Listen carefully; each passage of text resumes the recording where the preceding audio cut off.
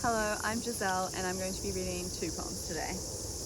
They both explore similar experiences and themes, just from slightly different angles. I would say that the first one looks at it more from like a micro perspective and the second one is more macro.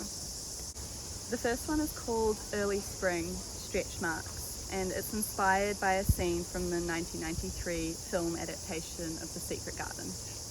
The distance makes everything tiny and rapid. Snow melts and the earth goes wet and new crocuses burst through the soil to the pace of a string overture, white and purple and green. From a distance they look like snow. Their entire life cycle is described in terms of furling. It happens in a matter of minutes. Up, up, open, turn, close, open, turn, tilt, wilt, bow, droop. The timestamps aligned with the time signature, jagged as a marionette. The constant whirring countdown to the next instant.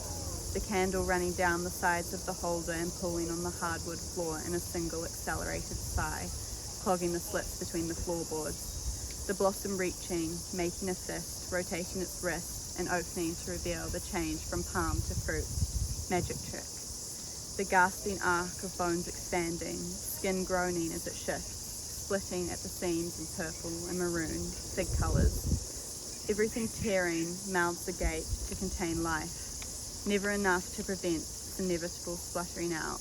The garish hues, the stains, the fresh new bodies rimmed by bruises, forever tender in the places they grew from. So the second one is a more zoomed out perspective. It's called The Correct Order of Things. The artists know none of that hazy European light. Where I'm from, the sunlight cuts bodies and landscapes in two. Red flowers against the blue sky, stone fruit that falls apart in your hand after one bite. When the dreams are memories and light plays on the salt water in the small of your back and it's too bright to open your eyes. This must have been what they meant when they talked about being young. It's true, you look younger in this light, with your darker freckles and lighter hair and eyes closed, cheek against forearm. It's a way of going back in time.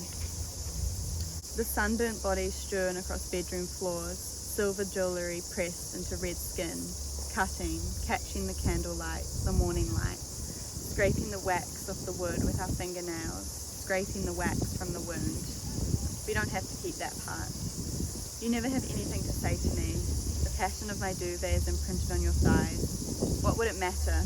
Don't we all have the same secrets anyway? When you're in the room, the entire ceiling is a skylight. You're blinking yourself awake, propped up on your elbows. There's sand stuck to the nectarine juice on your belly. Scars fade into stretch marks, which is the correct order of things. Our shared childhood is in your eyes. We could just as easily be 9, half a lifetime ago, making origami at your dining table. And here we are now, haunted by the art of our younger selves, the ache of creativity gone rancid. Let's go back into the water. It will help. The sea will hold us, even if we feel safer inland. We grew up here, after all. I may as well fall in love with the way you see through my words. Back home, cover the floor in tea lights and talk till dawn. The way the sunrise makes the ocean blush, sat on the cold dunes, knees to chest, side by side, your body heat keeping you warm. Tip all the candles over so the hot wax makes molds around our bodies. String up the spines from the rafters. Let the sun shine through them and reveal the different translucencies. Take my hand. Spend a day in the sun with me. Watch the red flowers against the blue sky and know that we lived through the specific pain of each summer since 13.